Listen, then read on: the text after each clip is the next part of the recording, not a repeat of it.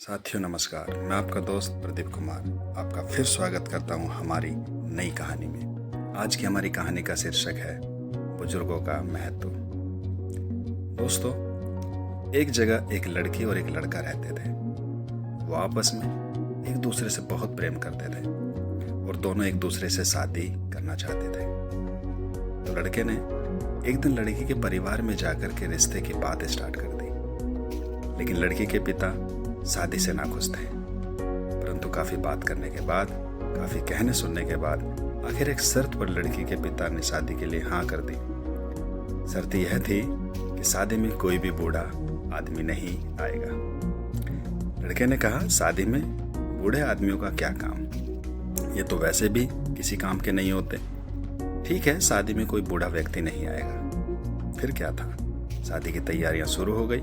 लेकिन लड़के के नाना ने शादी में जाने की जिद पकड़ ली कि चाहे कुछ भी हो जाए मैं तो शादी में जाऊंगा। लड़के ने बोला कि नाना जी, रिश्ता इसी बात पर तय हुआ है कि कोई भी बूढ़ा व्यक्ति शादी में नहीं जाएगा। लेकिन नाना जी कहाँ मानने वाले थे।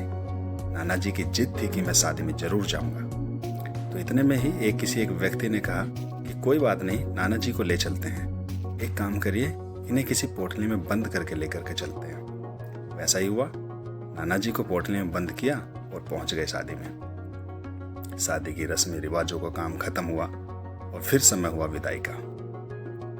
एक बार फिर लड़की के पिता ने शर्त रख दी कि हमारे गांव के पीछे जो नदी बहती है, यदि उस नदी में आप पानी की जगह दूध बहा दो तो लड़की ले जा सकते हो। अब इतना सुनकर लड़का परेशान हो गया कि यह भी कोई बात है, ऐसा कैसे हो सकता है, नदी में पानी की जगह दूध कैसे बह सकता है। लड़के ने कहा, बारात को वापस ले चलो, हो गई शादी, अब नहीं हो पाएगी। दे दे डीडी, चलो यहां से वापस, ये ज्वाइन नहीं करेगा।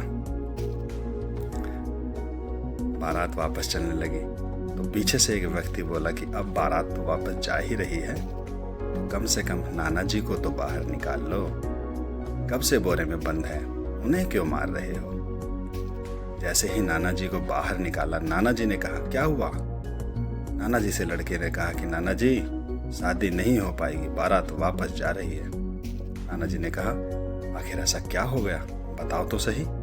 लड़के ने कहा, लड़की के पिता ने संदेश भेजा है कि हमारे गांव के पीछे जो नदी है उसमें पानी की जगह अगर दूध बहा दो तो लड़की ले जा सकते हो। अब आप ही बताओ, ये भी कोई बात हुई, ऐसा कैसे हो सकता है भला।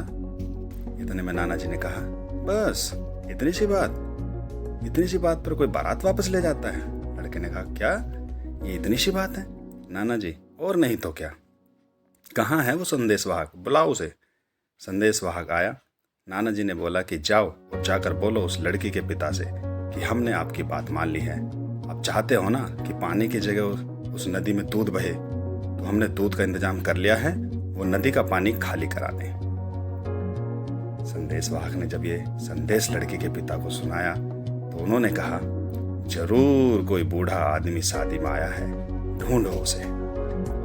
मोरल ऑफ द स्टोरी, कभी हमें अपने बुजुर्गों को नजरअंदाज नहीं करना चाहिए। कभी भी किसी भी उनकी जरूरत पड़ सकती है। घर में बुजुर्गों का होना भी बहुत जरूरी है। ठीक उसी तरह हमारे व्यवसाय में एक्टिव अपलाइन का भी होना जरूरी है। जहां से आप नहीं निकल सकते वहां से आपको आपका अपलाइन ही बाहर निकालता है। इसलिए अपने एक्टिव अपलाइन की हमेशा कदर करें।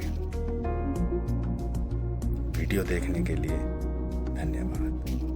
दोस्तों, अगर हमारी ये वीडियो आपको अच्छी लगी हो तो इस वीडियो को ज़्यादा से ज़्यादा शेयर करें और हमारे चैनल को सब्सक्राइब करना ना भूलें।